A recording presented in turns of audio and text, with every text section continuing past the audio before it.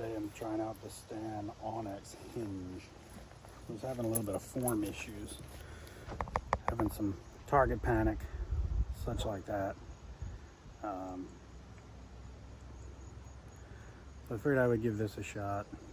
It's definitely making me more able to do a complete and total surprise shot with it.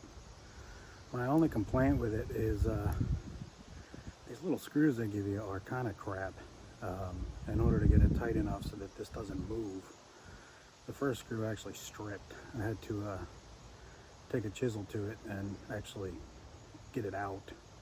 So I'm using the screw from the safety for now. I'm going to get some, instead of these little button caps, I'm going to get an actual larger Torx screw to put in there. Just a little handheld release hold. I just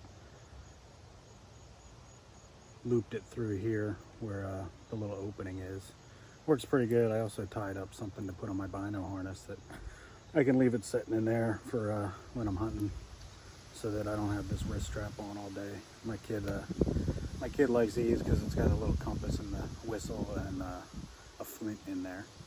So anyway, Onyx hinge, I'm freaking digging this. It's really helping me out with my form and making me actually shoot like I'm supposed to rather than just punching a thumb button. Anyway, thanks for watching. I'm gonna try and get some more content out here soon.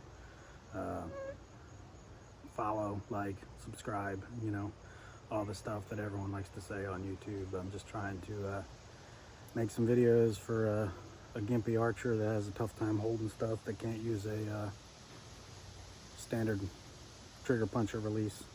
So again, thanks for watching. Talk to you soon.